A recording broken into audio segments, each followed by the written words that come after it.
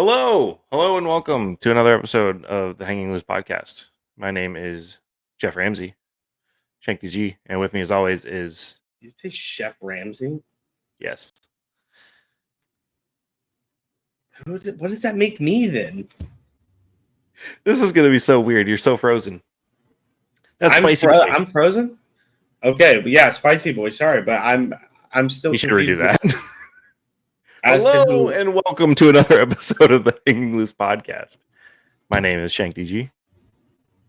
and I'm a spicy boy, DG, No, but not Chef Ramsey. Apparently, I'm freezing. So if this fucks up, I'm sorry. It's fine on my side. no. Our podcast that's definitely professional and doesn't have any technical issues is brought to you by Great Lakes Disc. Wet Ones. Personal wipes for your convenience. Oh, sorry, Great Lakes Disc too. Use code Hanging Loose to get the danglers off.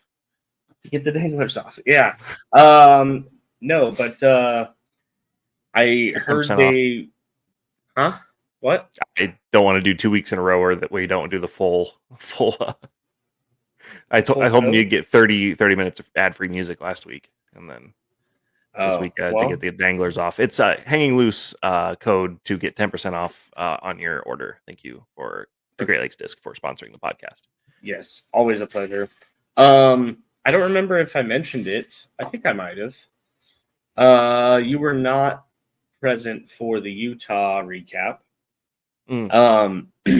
But if I didn't mention it, I think I did. He didn't say anything, so he must not be watching our episodes. But I'm pretty sure I gave Papa Wolf a huge shout out on the Utah podcast. Oh, heck yeah.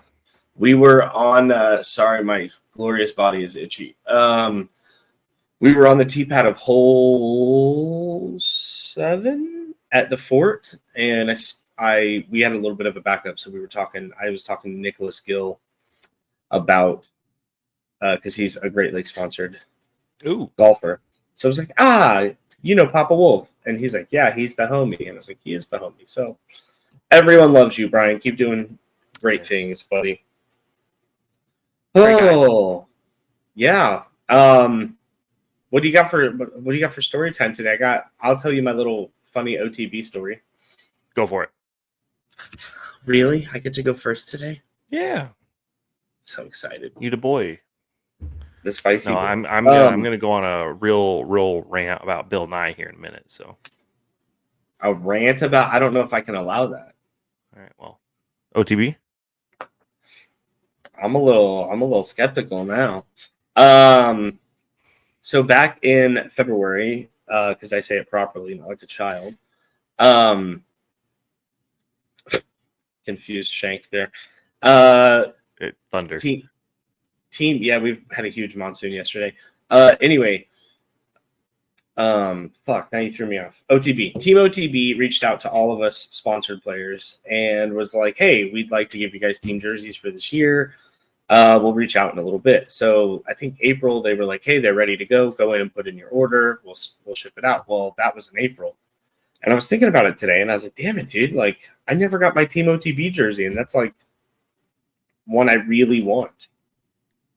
And they had said you only have a limited time to order them because we're going to order exactly what you order. We're not going to order any extras or anything. You can go buy extras if you want, but what you order is what we were ordering, essentially. So I messaged Sam Aldridge. He's like the head team liaison for the OTB players. And I was like, hey, man, did I miss something about the jerseys? Like, because it's been a few months and I haven't heard anything. And I didn't want to sound like an asshole because I don't want to be that guy. But I was curious. And he was like, I literally just sent an email last night. Did you not get it? And I was like, I sure didn't. And he goes, well, you didn't order a jersey. That's why. And I was like, no, I definitely ordered a jersey, bro. I remember agonizing over what color to pick and then being super happy that I landed on purple and I couldn't wait to get it because it's such a cool jersey. He goes, no, man, do you have an order number? So I looked through all my emails and apparently I just never hit that final go button. Oh, no. So I do not have an OTB team jersey coming this year, unfortunately, but Sam felt really bad. And he was like, I got you. We have these really cool space OTB jerseys by Diameter, and that's who made our team jerseys. So as close to the same thing as you can get. He's like, just tell me what color you want and what size, and I'll send it out. And I was like, oh, that's super cool of you, dude. Heck yeah. Yeah. So it literally our email or Facebook back and forth took less than 10 minutes, and he made everything right by me. And I was like, dude, I'm nobody. So if you're taking the time to really make sure that nobody feels like taken care of, like anybody who's ever on the fence, if it's not at Great Lakes Disc, go find it at OTB. Use code Stay Spicy for 10% off, and they'll take good care of you. Brian Papa Wolf will also take good care of you. I'm not trying to like one or the other, but to have that happen and have it fixed so quickly really just makes you see what type of organization they are. So I love them. Yeah. Only the best. I'll sing their praises. So now go ahead and tune out, because apparently we're going to get a rant about everyone's favorite science teacher here in a second. And I'm a little curious about it. This podcast brought to you by Great Lakes Disc, OTB, and Rand Disc Golf. Apparently, 3 different shops you have to choose to. Oh yeah, he's our guest today. Oh, I was like, did we get one from Rand? No, he's our guest today. So is he here already? No. I just thought it was. You're fucking with my head. Topical, because you were talking about another disc retailer. I also wore New York stuff for Rand because he's from New York. Oh, heck yeah. I love that I pointed to my Boston Red Sox hat and then said New York. Sorry, guys. All right, Bill Nye, hit me. Bill Nye. He woke nonsense. Why did you get out of here? Because I don't want to be on the screen while you besmirch Bill Nye. No, I just wanted to talk about the absolute nonsense that went on with that. Innova added him to their celebrity ambassador team, and the comments were filled with people that don't like Bill Nye, apparently. And I was hoping you would have a little bit more insight as to why. All I could tell is that he's a woke scientist. So I just thought it was. I wanted to call out how stupid that is, that people were that upset about it. I think because he was very. I mean, I to be honest with you, I don't have encyclopedic knowledge of people's feelings about Bill Nye. I know in my world where I live, anytime I mention that I spoke to him on the phone, people are like, shut the fuck up. You didn't get to talk to Bill Nye, the science guy. And they love him. I know that when the COVID stuff was going on, obviously he's a man who errs on the side of science. Mm-hmm. Not trying to get political. I don't want a bunch of comments about this shit. I hate politics. It annoys the fucking hell out of me. Like, if you want me to never talk to you on socials, which most of you probably do, be shitty in the comments. There's no faster way to make me hate you. Anyway, when I spoke to him, he was very nice to me. But when COVID was going on, he was very much if you don't wear a mask, he was very blunt about it. If you don't wear a mask, you don't get vaccinated. Like, in not as many words, he was basically, you're a piece of shit. So, of course, anti-vax people, anti-maskers, that kind of thing, they turned on him because freedom, well, you know what? You wear a seatbelt every time you get in the car. And those were hated when they first released. There were commercials all about it. What do you mean I can't have a road beer? Yeah. Tyranny. I don't get the Bill Nye hate at all. No, he's done nothing but try and educate the youth at minimal cost. If you ever meet him, you see he's not like Bill Nye doesn't roll up to the disc golf course in a fucking Rolls Royce. He probably drives a Honda Insight. Like, he's not about money. He's about teaching and learning and knowledge, and to hate on him because he wanted to protect people is astoundingly ridiculous to me. Yeah. Be better, disc golf community. We're supposed to be weird, not hateful. Yeah, don't. Anyways.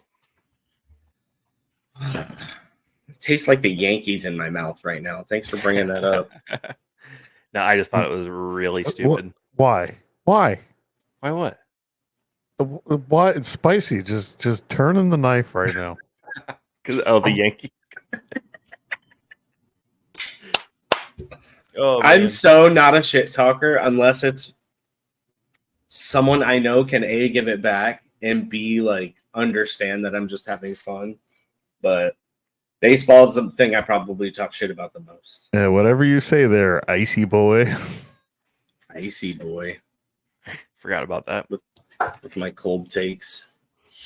Well, that and you keep freezing all the time. Well, I'd like to talk about the Prodigy thing that's going on, KJ, and then now Vino, and but I think that might be best left for talk about with Rand, because he's got buyer trends and stuff to see how much Prodigy's been moving. But as probably not a lot, but very much. On the last episode, we previously on Hanging Loose, we talked about KJ leaving Prodigy to go to Innova, and just today, Vino. Yeah, and then today Vinyl leaves, and some weird things happening over at Prodigy. Sounds like Griplocked got the inside scoop from Kale, and things ain't looking good. But I mean, we discussed at length on what was that, Sunday, a couple days ago, last episode, what could be done. Yeah, I forget we can just say that because these go out whenever. But even in my disc golf group chat, we were talking about the same thing. We're like, House of Discs should buy them and, like, you know, maintain the molds, buy the molds from them, and continue to produce as best they can, because Prodigy has a place in disc golf history, even if it goes away. Oh yeah, it's you know, we've seen Yuli in Prodigy gear, Page, we've seen Germ. There's so many still hugely relevant people that played on Prodigy at one point, and so for it to go away sucks. We don't want that, but I hope they like file for Chapter 11, and then they get the opportunity to be purchased, because it would be cool to still see them be a part of. Yeah, I'd like to see them stay away from House of Discs, even though that seems to be their shtick, is to buy up the little companies. But I don't know. I just don't want to see disc golf all the companies under one umbrella, you know. Oh yeah, we don't want a monopoly, but which is what my friend said when somebody posted the House of Discs like flow chart. Mm-hmm. I think Sam in our group chat was like, I didn't know they had all those all those companies, and it's like, yeah, House of Discs is like, it's a very appropriate name. Yeah, they have their fingers in everything, but like Innova and Discraft, like right, Discmania too, I suppose. Well, yeah, if it's fair enough, but like it's split. It's pretty much half and half at this point, because it's Trilogy, and then they just got another one, and then now probably Prodigy. Cat and Castoplast. It's everything. Yeah. I mean, Castoplast, Discmania, Trilogy, Yikin, and one more that I'm forgetting. Damn. Yeah. So I'd hate to see them keep scooping up all the people who overextended during COVID. I think I'm gonna say this. I don't know how much it cost them to get that NHL licensing deal, but yeah, that seems like it could have been a last-ditch effort to try and save the business, and it failed. I could see that. I just don't think there's a huge crossover between hockey and there's definitely not a huge crossover.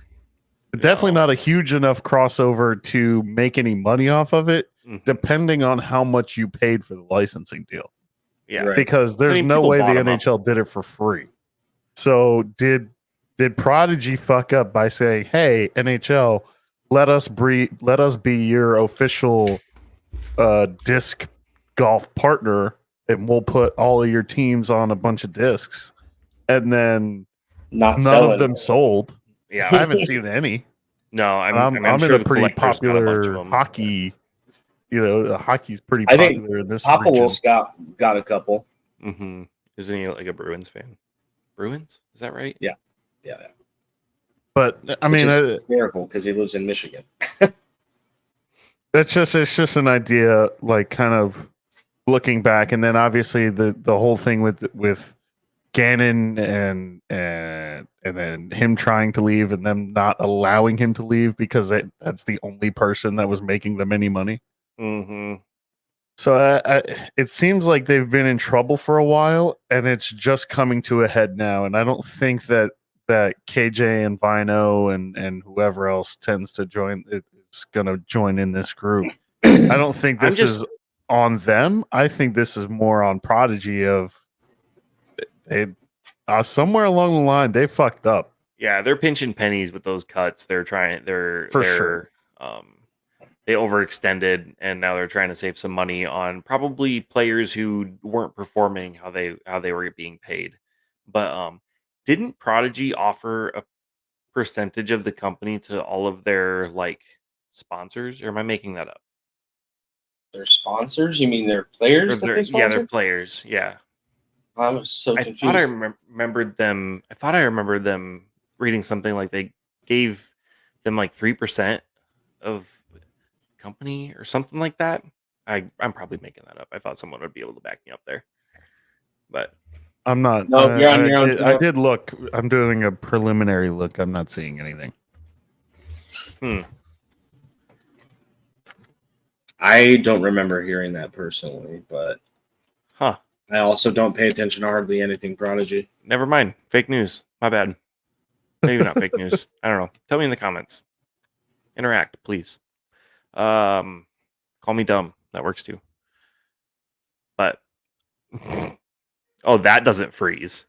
Spicy's look of disdain. So Brody Smith asked Twitter about questions for our pod. So we've got a list of those going. What did he? No, but I'm going to steal them. God. I was like, what the fuck? I mean, I haven't blocked, so I guess it makes sense I wouldn't see it, but... Should the PDGA let you opt out of certain features like the magazine to lower membership fees? Oh, I actually did like that. Was that Mitchell Jasper? Yes. Yes. I know him. Hey, nailed good buddy of mine. Yeah, he's a good friend. I agree with him. Like really? I used to be like when I was a GameStop Pro Plus Mega Gunshot member or whatever the fuck it was. And Bathhouse. Yeah. Well, you know, that's why you don't wear anything under these jerseys, baby. But I would get Game Informer, and I used to have this idea of when I was successful, so never, I was gonna in my gaming office, I was gonna like frame each one of them and then have that be like have you ever seen the movie Kingsman? Yes. Long time ago, but yeah. But in his office he has all of the covers of the newspaper from the days where he did like really crazy shit. And that's kind of the vibe that I had wanted. But then I was like, these magazines are heavy, there's too many. Like, I don't feel like dealing with it. And now I have a whole stack over there of all of my fucking Disc Golfer monthly ones, and it's super annoying. Alrighty then. I say Rand should be hopping in here anytime soon, though. But I don't. Here. Oh, already here. All right. Yeah. I don't think the PDGA membership is. Oh, I wasn't even looking at the chat. That's my bad. I think the PDGA membership is fine as it is. We should enjoy it while it lasts because it's only going to go up. So I agree, but remember we had that whole discussion with Papa Wolf about it too. Is like, oh, that's right. Yeah, it's like if you're an AM, I don't know. I feel like same thing with tourney fees. Tourney fees just confuse me. They're like, "Do you want to play? Give us $300." I'm like, yeah, tournament fees are what, bro? Even when I first started, like it was like $20, maybe 30 to sign up for an event, and the one I'm playing on Saturday was $50. I get an NADGT players pack, and then I also get a players pack from the event, and like sure you end up getting plastic and swag to match the value of what you paid in to get, but like I don't need any new discs. We made it eventually. Yeah, I feel you. Your hasn't ran thing caught my attention and froze me up. I love changing that shit all the time. It keeps you all on your toes. You want to bring him in? Bring him in. Let's bring him in. Randy, Land Disc Golf. Get his What up, ass in here. boys? What up, dude? This is the man right here. This is Twitter's disc golf shop guy. Oh, I love that. I mean, have I reached the pinnacle? Is this the pinnacle of my career right now? Probably. God, I hope not. No, but it's the pinnacle of ours. I was on one podcast once before when I first opened the shop, and it was the last episode of the podcast that they ever did. So, Oh no. yeah. Hopefully that's not I open. hate to break it to you. This is our farewell episode. So. Yeah. It seemed like We Oh made it. man. What's on your hat there? Is that a Rand that's hat? my logo. Okay. Heck And then the yeah. race team. Making sure we don't have any Yankees memorabilia visible. No, gosh, no. The Ooh. that's the race So- car that I sponsor. Team 17 Motorsports.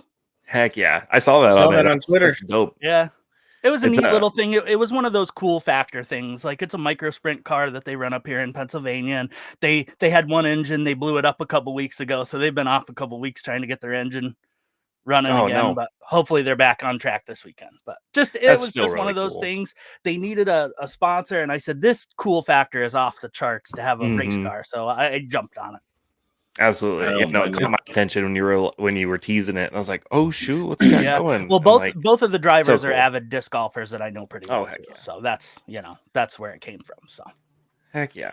When you first posted about it, I went on Twitter and replied to you about how awesome that was, because it's an idea that I put, like, it was the second or third idea that I put on the DiscLab board was I want to sponsor a race car, Oh, I didn't know because that would be, like, to me, that was the coolest thing you could do. Oh, right? I thought so too. And so when you did it, I was like, hell yeah, man.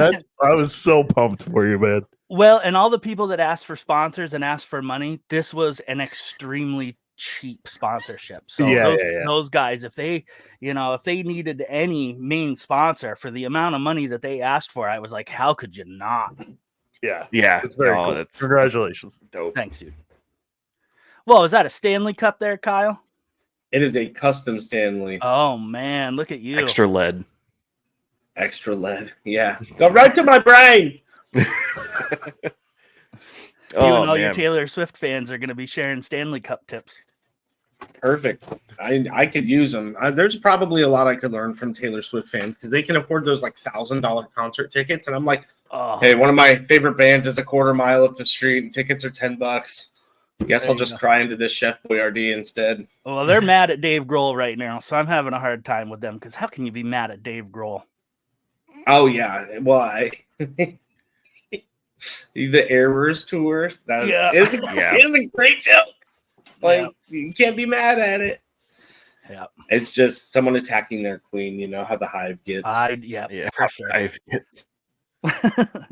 So what's up, boys? What do you got going on? What are you talking about? Oh, not too much. We talk about Prodigy, which is pretty apt given your profession.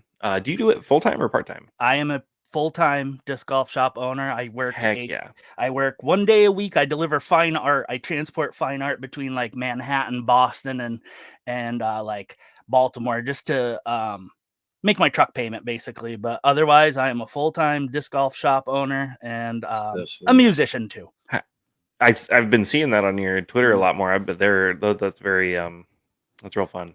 You and Yeah. your- It's you and your basically lady. 3 jobs that don't make any money to equate to very little money. But you know what? I'm living a good life right now. So Heck yeah. Would you, unless there's NDAs signed, what's the most like expensive piece of art you've had in your car? I transported a couple Warhols last week, and a couple weeks before that was a couple Picassos. I don't actually That's ever so really cool. know the amounts. Yeah, But I I know- imagine it's pretty. I know when I pick up the van in the morning, if my boss goes, get those pieces off the van as fast as possible, I know they're worth a lot. That's so interesting, because fine art is actually the hardest thing to fence if you're a thief, Mm-hmm. because it's immediately identifiable. There's Absolutely. no, like, you with diamonds or cash, you can just, whatever, get rid of Mhm. it. But fine art is so hard to steal, and even Yeah. harder to sell if you steal. So If you steal It's- it, it's got to disappear for many, many, many years before it shows. oh up. yeah, it's Yeah. not. Yeah, the YouTube channels I watch are all about delinquency, so don't worry about it. Sorry, Shane, go ahead. No, no worries. That's probably the coolest like day job we've had on the show yet. It is the coolest job that I've ever had that wasn't owning a disc golf shop. It's a great way to put it. Like I worked for Procter and Gamble for 10 years in the quality lab, quality department, and lots and lots of money. But man, those shifts, those swing shifts and stuff, they'll do some damage on you. So, I can't imagine. I love art. I know nothing about it. Same. But I will tell you my favorite episode of Doctor Who. Hey guys, I'm gonna be real gross real quick.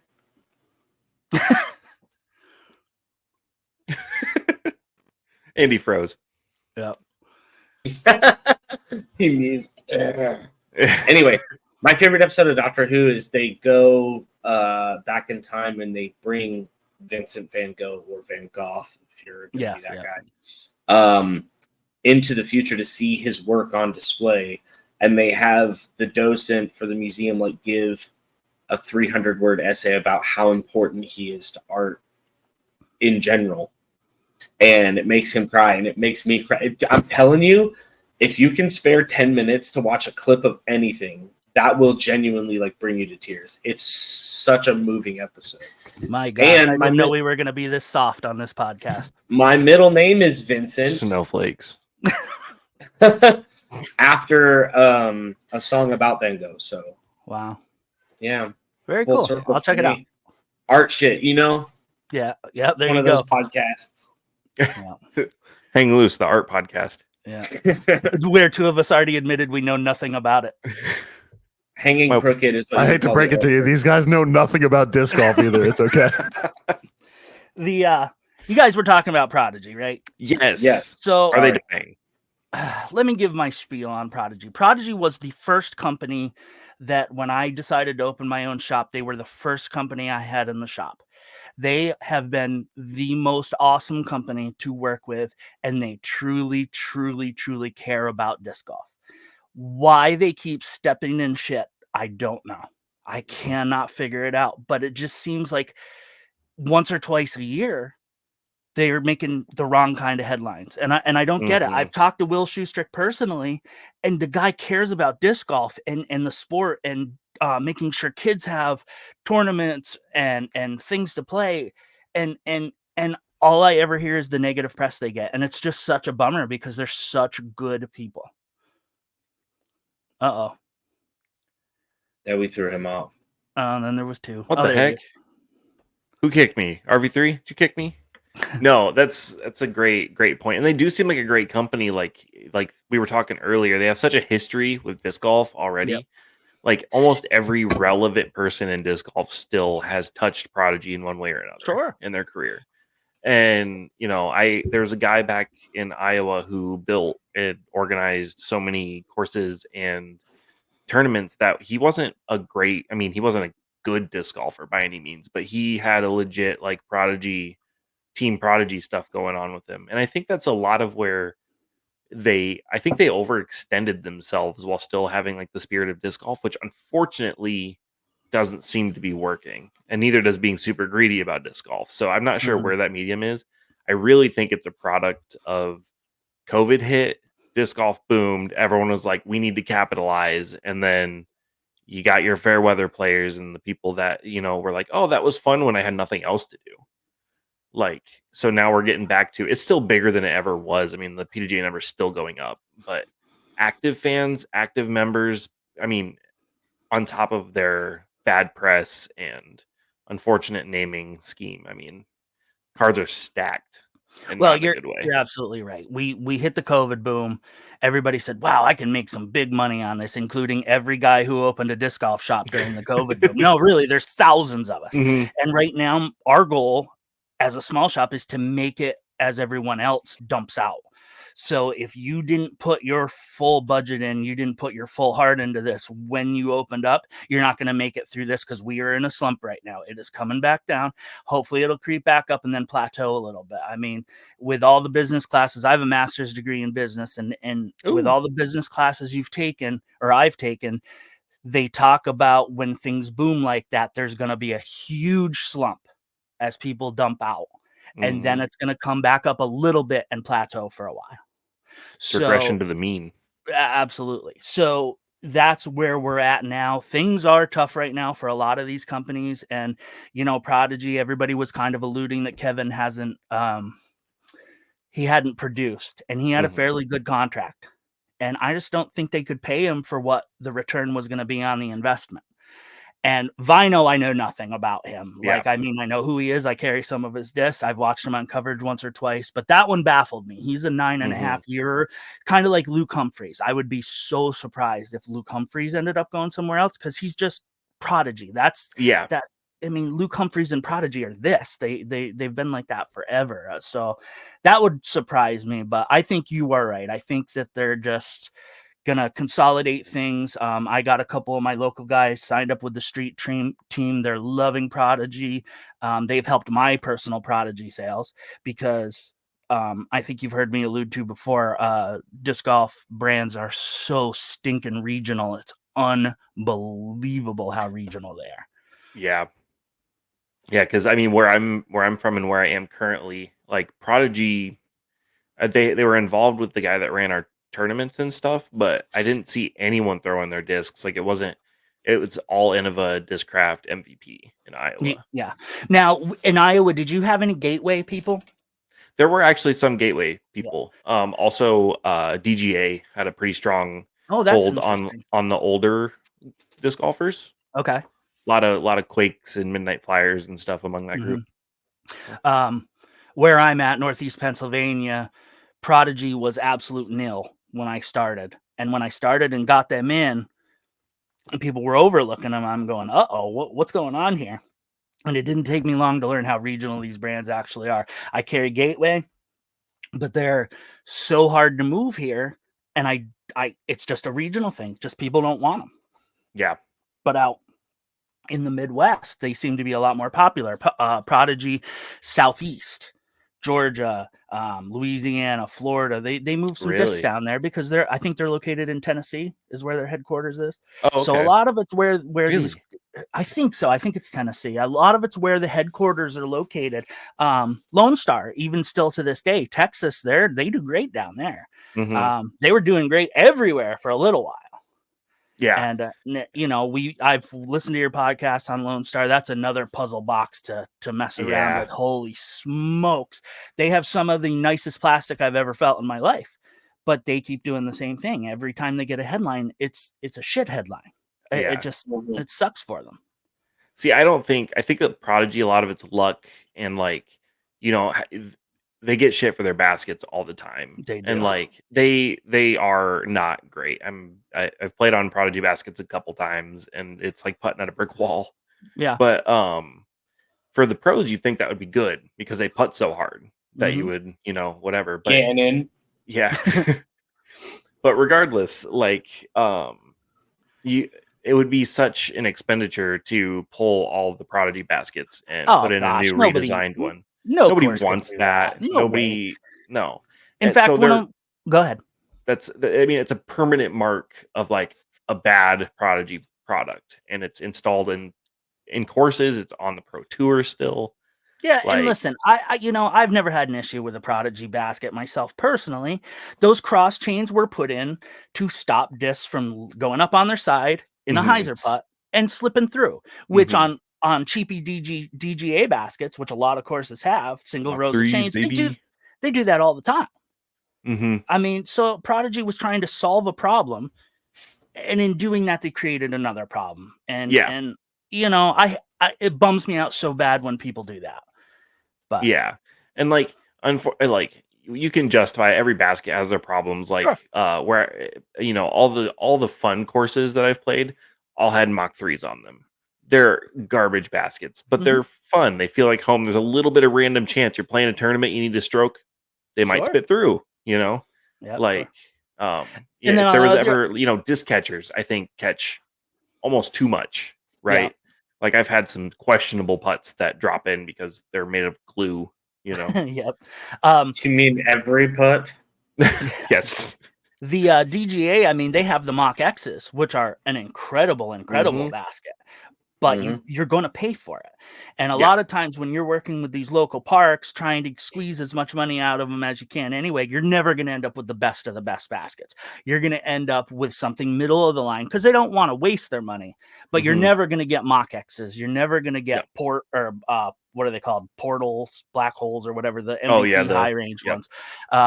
You're going to end up with gravity baskets. You're going to end up, a lot of times they can manage the Innova disc catchers because people know the name. But, most of the time you're going to get a medium line basket. And sometimes we have a local course that has Mach 2s, which I had never even seen. And it's like, you might as well just hang a swing set chain from the top and hope you hit that chain. But hey, they got a course. Yeah. So it is what it is. I mean, it all comes down to money. Everything you do in any sport, it's all going to come down to money. And, Absolutely. No, that's a great point. Know. So what this year so far, I've got a pretty good guess, but what has been your best selling disc? I would assume it's either the Eagle Envy. Did you get any of those? Yeah, they sold right out.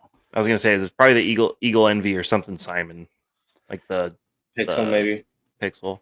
I wish I could say it was a signature disc, but it's probably been more something like the standard, like a rhythm, maybe something that everybody can throw. Not with a name, because the name ones always sell right out, but you can't restock them.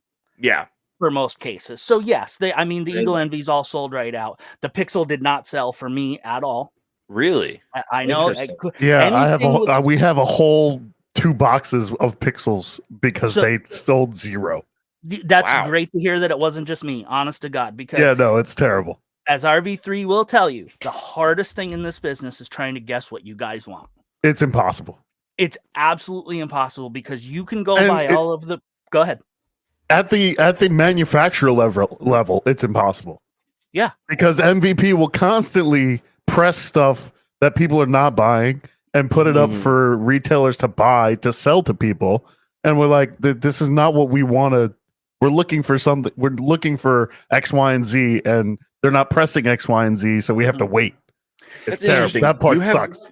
Do you guys, as retailers, have minimums you have to buy of certain molds to stay in contract with?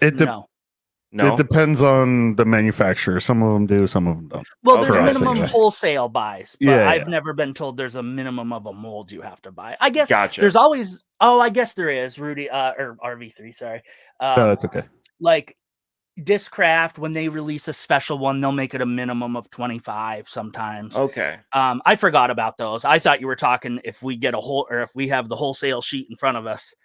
No, you can buy 2 for whatever. But okay, but there's not one that's just like automatically checked. Like you have to buy 20 pixels from us this time. No, we're not gonna. Sometimes there is, but not usually. Okay, interesting. So, that's very nice of the manufacturers to do that because they could absolutely be like, just mandate contracts to be like, you have to buy 20 of our signature series disc to stay, a vendor with us. It's not that complicated. Now, I'll tell you, a couple of years ago when I first started and they couldn't print any discs, there was a lot of minimums because everybody was opening an online shop, and all that meant was they had to get a tax ID.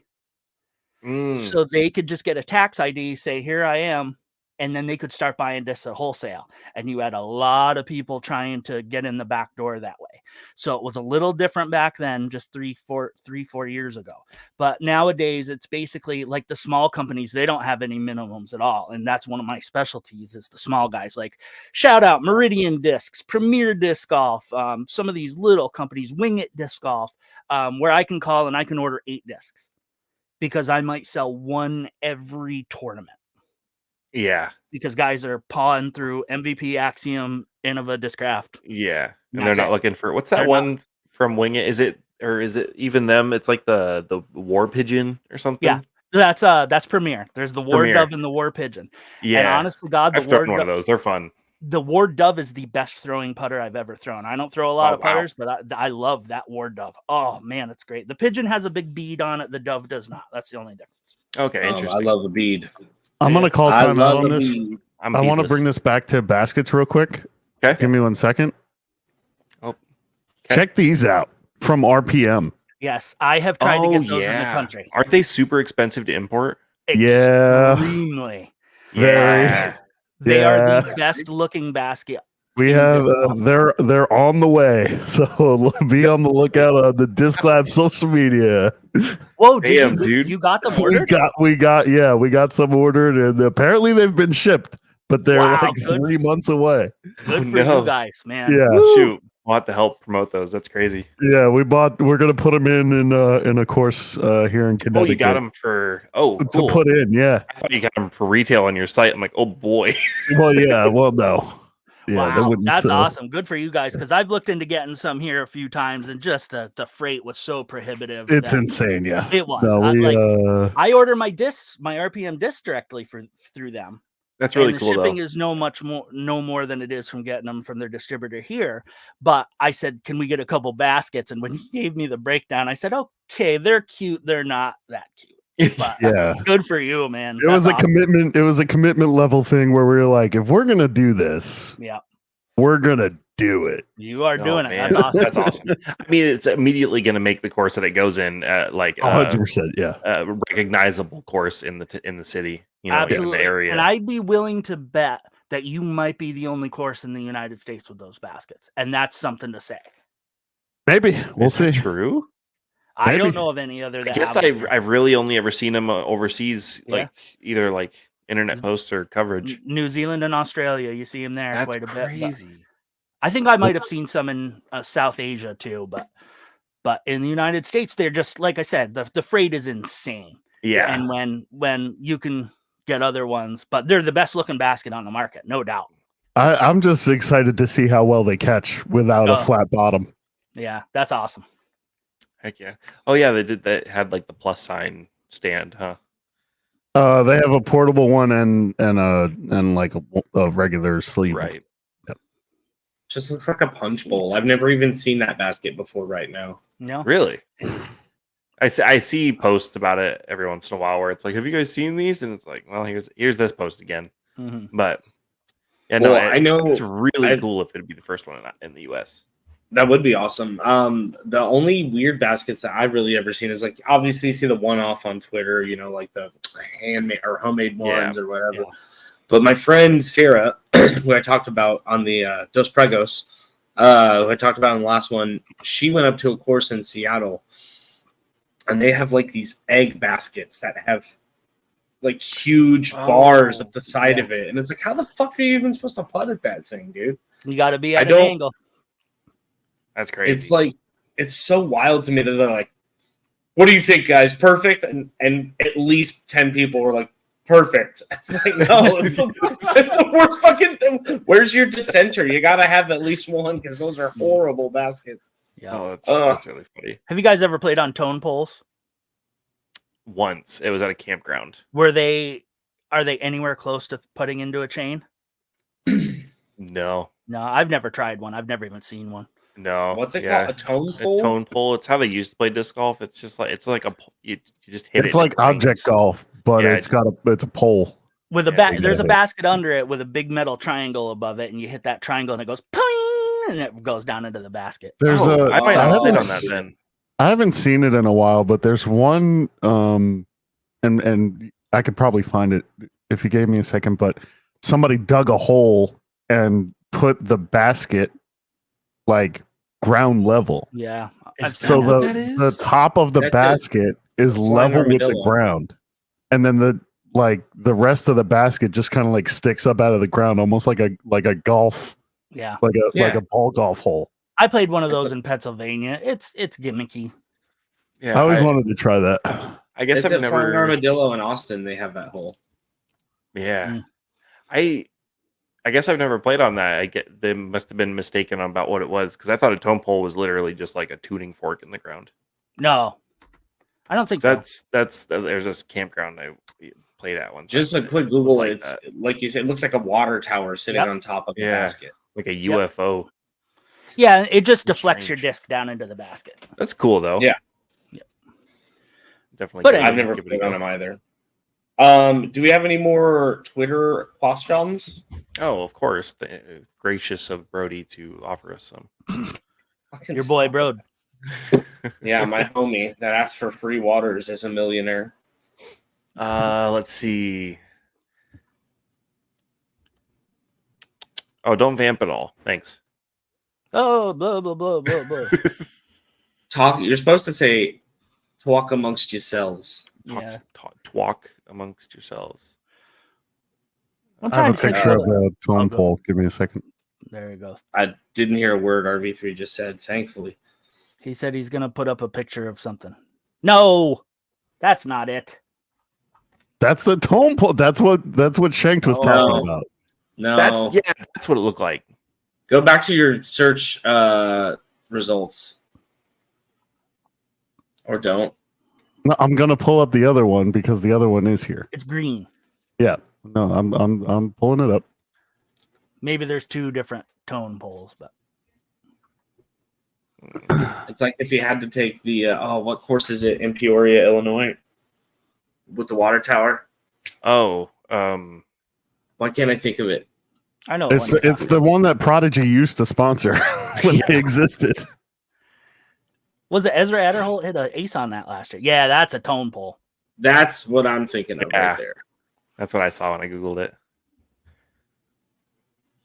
But regardless, Be funny if he pulled it up as just a picture of his dick. RV3, get that out of here. What the That's not a heck, tone man? pole. You wouldn't be able to see it anyway. Ha ha ha. You're right. I done my contacts in, so. All the comments on there are all about Prodigy. So way to be original, Prodigy. bros. Yeah, I guess that's really all there is to talk about the last week or so. in Yeah. current disc golf events. I mean, they've even negative press is good press. So Not good enough. not Yeah, good no enough. kidding. Yeah. Yeah, I mean, just to dig that hole a little bit more, like we talked about last week. I think Prodigy needs to go full rebrand. Maybe not full rebrand, but just like make themselves different enough. Go back to like that street team vibe, and then stay away from House of Discs, and they'll survive. Oh boy, I hope that's not what's coming. House of Disc Yeah. freaks me You out and a me little bit. both, dude. They- Oh my god. Everyone here hates House of Discs, apparently. Well, Yeah. it's not that we hate House of Disc, but you got to look at it this way. They're becoming the Walmart of disc golf, and with that, I think they're going to take their brands. And this is me 100% speculating that I think they're going to go big box, and I think they're going to go Costco and Walmart and Amazon. And that's where you're going to go for your dynamic disc, your Castoplast, your Discmania, and they're there to make money. Yeah, we already have Dynamic in the Walmart by me. Dynamic has been in Walmart for years, but it's never been huge. Now maybe in Emporia it is. I saw them at my local Walmart one time, and they were on clearance. Because whatever. Damn, I hope you scooped them up. That's probably some pretty good price. Right. Well, that's just the problem. $3. Yeah, that's the problem. Is we'll never ever be able to compete with Amazon and Walmart and stuff. And it's not necessarily the price of the discs; it's the shipping and what those guys can do with their shipping as compared to what RV3 and I can do with our shipping. Oh my gosh! To ship one single disc, the cost I lose probably $2 to $3 on every disc that I ship. And that's charging $5 for shipping. Holy smokes. So when every time you look at Amazon and somebody can go on there and buy one $8 putter and get it shipped for free, they're literally getting nothing for that disc, but they can do it because they're so big. And it hurts. It hurts to see that because I hate charging shipping with a passion. I hate it. Yeah. But I could never do this without charging shipping. No, and if you try to include it in the cost of hide it in the price of the then you don't sell anything. You'd never sell anything. That's just it. I don't know how RV3 does it, but when I get discs in, I just look at the map. The map is the minimum price I'm allowed to sell a disc for. Yep. I don't even look at what it cost me. And I just put them all up as map and hope that people go, this guy's going to be the cheapest. I don't even need to look anywhere else and come to me. And then the volume increases. We're at that slump right now. So things are like, whoa, buddy, pick up. And tournaments always do better than online sales anyway. I imagine. Because you have a captive audience. Yeah. And like this weekend, we have a tournament called at the Green Lane that we're going to be setting up. But my wife and I have to get up at 4 a.m, get everything packed in the trailer, drive a couple hours. I mean, it's a full day of work. And she works for me for free, thank God. So it's amazing. It's amazing how anyone can make these small businesses work in the current economy that we're at. You have to have usually another source of income. I mean, it's crazy. Well, yeah, and kind of to back that up, Randy, is if you're in this to make any sort of money, you're in the wrong sport. Are not only are you in the wrong spot, right? But you are going to lose so much money. Oh gosh. Yeah, and tournaments, I want to support every tournament and I want to support every local course, and that means giving a lot of product away, and that means giving a lot of time away, and that sometimes they just want cash, and you hate to be like, guys, I can't. So you do. And at the end of the day, my wife is a CPA. So she looks through my books and she's like, I just pulled your profit and loss statement. Do you want to see it? And I'm like, no, thanks. No way. No way. I don't want to see it this month. I just pulled your... and that doesn't account for the time. Yeah, absolutely. Because there's... and a little peek behind the DiscLab curtain. I don't get paid. No, me either. We just show up and we do stuff, and that's how it works. That's how being a disc golf shop is right now. Yeah, and it's going to be like that for a really long time, and we're all committed to doing it that way. And so that's why it's so important. Support your local shops, people. Absolutely. Yes. Support your local shops. Absolutely. And I'll tell you the other thing about being a small disc golf shop is in a lot of other retail businesses, I would look at RV3 as a competitor. And I don't in this business, because if you come to me and say, hey, I need one of these and I don't have it, I'm going to say, no, check out DiscLab or check out, another guy down in Philadelphia. I'm lucky enough that I don't have any other disc stores within 100 miles of me. That's why I went for this. Oh, wow. That's why I went for this, because in my area, it's kind of a good lock thing. There was one other shop 85 miles away. He closed up because he had a brick and mortar. And there's not enough profit margin on discs to support a brick and mortar unless you're in a place where brick and mortars are extremely cheap. I am not. I looked into getting a brick and mortar, and I looked at a shed. It was like a 12 by 24 shed in a parking lot that they're trying to rent out to a small store. And it was $1,400 a month. Holy smokes. Yes, that's the kind of area I live in. I cannot go brick and mortar in this area. There's just no way. There's just no way. And that's what prevents me from getting Innova. Dang Innova. Stupid. It's so stupid, isn't too. It? It's like, and the workaround, bro. The workaround is order in bulk from a place that allows us to order in bulk from. Yep. And that's a terrible workaround for everybody, because they just ship you a bunch of random shit, and it is literal shit. Yep. So what he's talking about. So I heard you wanted 20 Blizzard bosses. Well, that's exactly what they can. That's exactly funny you say that. I was unpacking some of our stuff last night, and I came there was 5 or 6 of them in there. Mm-hmm. If I go and order Innova, and I'm not going to say through who or whatever, because people who are starting shops got to find all this stuff on their own, because it's a lot of research. That's exactly why I didn't say anything else. Yep. But if I order 150 star plastic Innova, if they look at their shelves and only have star AVRs, that's what I'm getting. Is 150 star AVRs. Now, has that happened? No. They do their best to give what they have. But when the Rollo came out, I had ordered right as the Rollo came out. They sent me 1. Oh, no. Yes, 1 Rollo. So the only workaround... me. I appreciate that. Yeah, well, that was a different one. So I can pick molds if I put a special stamp on them. Which the one I sent you, I put my handlebar logo stamp on. Yep. So then I can pick molds, but it raises the price $2 or $3. So people want to have to spend an extra $2 to get a Rand disc golf Rollo instead of a stock Rollo. And the area I'm in, they just want the cheapest disc they can. Mm-hmm. So, and I think that's probably most places now, because this has always been sold as a cheap sport. And even 3-4 years ago when I started, you could buy DX plastic $9 or $10 a disc. Oh yeah. Star plastic was $15 a disc, and now it's gone up 25% at least. That's Oh yeah. So it's not necessarily a cheap sport anymore. You guys have had a lot of discussions about dynamic discs pushing that $30 mark. Mm-hmm. They want that $30 mark. And I'll tell you what, a few years ago, Discmania was pushing that $30 mark. They pushed it for 1 year with the Razor Claw 2 and 1 or 2 other SIG molds, and it didn't work out for them. So they dropped back, but now House of Discs is pushing that. They want $30. I don't think the disc golf community will allow that. I hope not.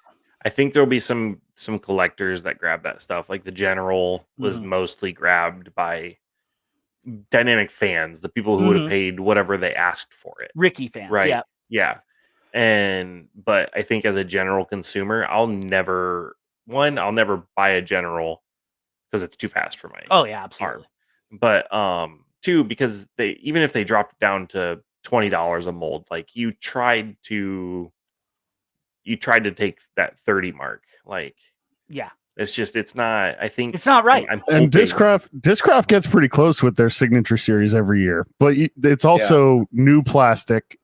Most of the time it's like a refresher or a new plastic. Like the Z Flex this year is like, this is our new plastic we're trying out, and you know, but they'll always they push that 25 mark pretty heavy, and like that's one of the hardest things is like 25. Yeah, it's $25 bucks. But RV3, what's the catch with that? Discraft doesn't have a map. That's true.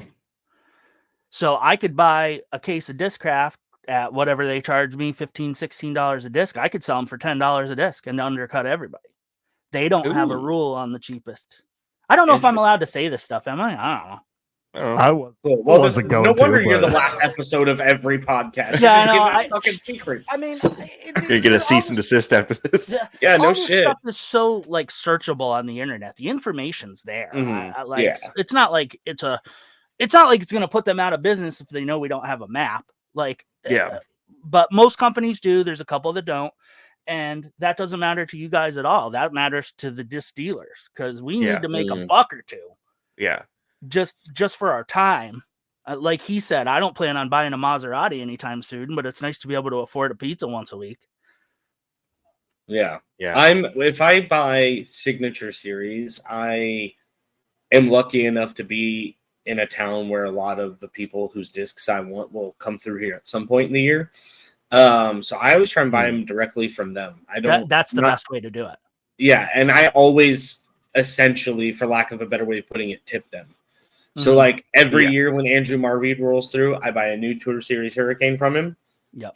I think he charges $25 for the disc, and I always send him $35 or $40 because they're traveling. It's the best way to support the player. You know, the money goes directly into their Venmo or whatever. I'm willing to spend that much on a single disc purchase if I know I'm handing that money directly to the person it's going to benefit. Not that I want to undercut shops or anything by any stretch of the imagination. That's not undercutting anybody. That's giving the money where it's due. Like right next to me at my desk, I have a stack of like Holly Finley discs and Lisa Ficus discs that I've bought from her or them.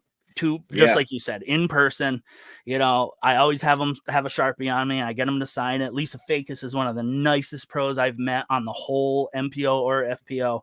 And so every time I see her, I try to grab a new disc. Now, the last 2 I got were Lone Star. So that was a year-long thing, but it doesn't matter. It was giving money to Lisa, helping her tour. She's a great person. That was one of the biggest things I kind of take away from being on like the backside of the MVP Open, working there as a staff is, a lot of these players are showing up and setting up their own tables and running their own tents. Like Barsby had his own tent. Yep. Oakley and Proctor had their own tent and table. Like these guys, a couple of the FPO players, you saw them taking boxes of discs out of their tour vehicles and carrying them over to where Vendor Alley was. Yep. And so if you have that opportunity, if Pro Tour's coming through or you're going to a Pro Tour event, I cannot pushed that hard enough. I would rather you do kind of like what Randy said. I would rather, that's where it's supposed to be. Yes. Especially if you're buying, something you can't throw anyways. You're trying to buy a Venom. Go buy it from Anthony Barella. Don't, you're not going to be able to throw it anyways. You want to support the guy, support him directly. Yeah. If you have that opportunity, Pro Tour's coming through, stop by and support the pros, because that being said, they need it just as much as we do. Yeah. That being said, if they're not coming through your area, be sure to get them from us. Yeah. Yeah. Like Disc. Yeah. Who? Papa who? Oh God, I love him. He's been so cool to me every time I've ever met him. He's been such a good dude. Yeah. And, I need to. At some point, he likes to do the consulting thing, and I got to man up and say I need your help for a couple little marketing things. But I thought you were gonna man up and tell him to pound sand. Oh, got it. I also run a disc golf store. Yeah. Yeah. What RV3 was talking about at Ledgestone last year, Holly Finley pulled up in her little van with her cat, her boyfriend, and she got out and she had no tent and she had no table and she had no chairs. And Holly Finley sat on the pavement next to us with discs on her lap and was like, please buy a signature disc. So we set her up and put a table in front of her and a chair. So she at least had someplace to sit. But like these pros, they're not making a fortune. There's a couple that are, but most of them are just trying to put gas in their vehicles, man. Like they're real people just like you and me. Owen and her husband, Justin, they're just out hanging out like we are. They're the best. They are so cool, aren't they? Yeah, there's every year Owen comes and plays the Phoenix Ladies Open in November, and she's always like, whenever she sees me, because I don't wear a hat when I'm filming because it's uncomfortable, she's like, you better put on sunscreen. Every time. And she don't have big, you need sunscreen. It's funny that she thinks of me coming to the course like, I can't wait to tell him to put on sunscreen again, like I'm this Laotian mother. Sure. Yes. Owen and Justin are tremendous. I just wanted to even Terry's doesn't even golf. But everywhere he goes, he's got a whole merch set up. He's got hats, shirts, discs, whatever, stickers. Like he makes so much money because people come up and they're like, holy shit, Terry Miller. Like, I got to at least get something. Yep. And he sells stuff all the time. And I've manned that merch table many times for free. You're welcome, Terry. Yep. I know you and Terry have this weird little thing going on, but that's cool. He's a good guy. He was trying to peddle me his boxes out at Ledgestone. That doesn't surprise me. But I already get his boxes from the other guy. Uh-oh. And he was like, he gave me crap about it. Oh man, that sounds like him. He's very like I'm gonna call you out in a joking but also serious way. He was very That's funny. like peak Terrell. Yeah. Cool. Hey, let's talk about flight numbers for a second. I want to give my little rant on flight numbers. Love it. Stop basing everything you do on stinking flight numbers. Oh, you can't. That absolutely is the most annoying thing as a dealer. Oh my God, because they're proprietary. Every company makes them up themselves. And I would swear some of the companies just roll dice and throw numbers on the disc. Now, if you want to use them for what they think their disc is going to do, that's fine. But I throw a different arm speed than Kyle and then Caleb and then RV3. So you hand all four of us a Firebird that's 9403 or 9304 or whatever it is. It's going to be a totally different disc for all four of us. Don't ask me how it flies, because all I can tell you is how it flies when I threw it. Right. Yeah. But oh my gosh, the times people go, well, how does it fly? I can't answer that in good faith. You should put up aerodynamics. Yeah. You should put a Randy's number on the different molds to be like, this is what the manufacturer says. This is how it flies for me. This is how, yes. And that's what I tell people. Don't even research it. Just put a number on there because that's what they're doing. Sometimes there's 7. I feel like a 7. Yeah. One of the recent, and I'm just going to say it's under the umbrella of House of Discs, but one of the more recent House of Discs brands put out a disc that I forget what the numbers are, but they allude to it being stable, and it is like a Prodiscus Flip Airy or like a Rollo, and people were mad at me because they would buy a disc that says 7.6 neg 1.2 or 7.6 neg 1.1 or whatever it is, and it's more like a neg 4.1. And I'm sure RB3 probably knows what disc I'm talking about because it was just so badly stamped. And I can't do anything about that. There's nothing I can do about it. I have about the same arm as Spicy Boy does when he talks about throwing 300, 320. I'm about in that range too.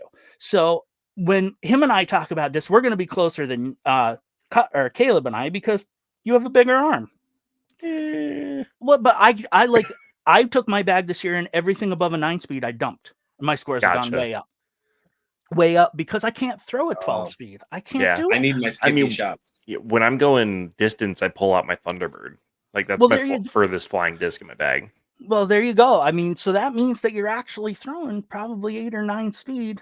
Yeah, it's also flippy as hell. Yeah, well, that's different too. But a nice flippy Thunderbird is just a bomber. Us guys have our egos, man, and there's no flight number in the world that's going to satisfy that ego unless it's got double digits in the speed, and that's how we are. And when I have a newer player coming up and they're looking at destroyers and stuff like that, and I'm like, let's step down to a Daredevil Wolverine 9.5 neg 2.2. That was my furthest flying disc forever. And but it's only a 9-speed. It's a fairway driver. I need distance. Well, I hate to tell you, but it's just like regular golf. If you have terrible technique, my 5-iron, 6-iron, 7-iron, 8-iron, and 9-iron all go the same. Because my technique's awful. The differences between the different types of, right? I can throw a putter 280, 300.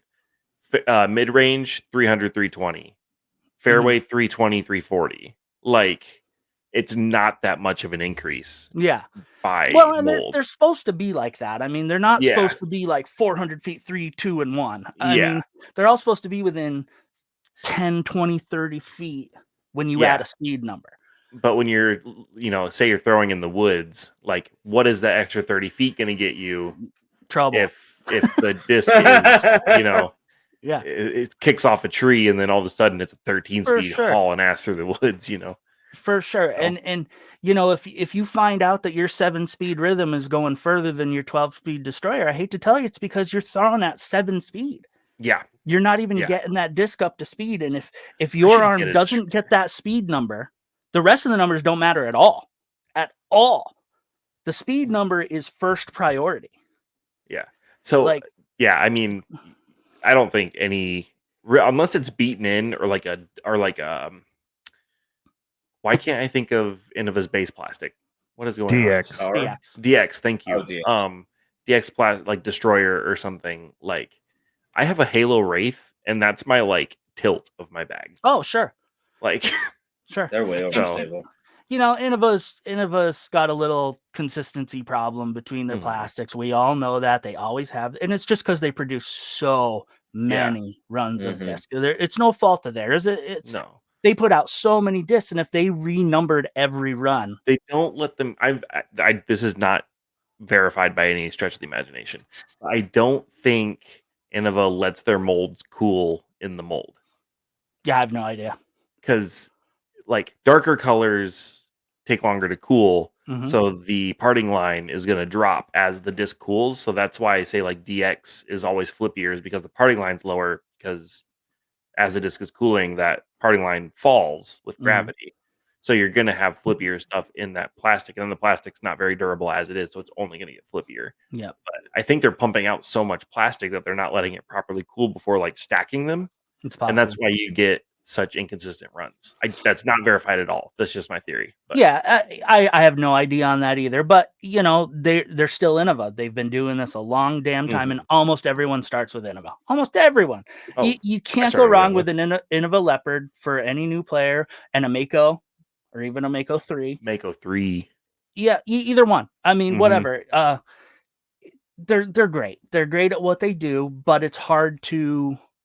If you fall in love with a certain Innova mold and you lose it, it's going to take you a while to find a replacement. Yeah. My 3-time Thunderbird was my baby, and now it's gone. Now I have a 4-time Thunderbird, but it's not the same.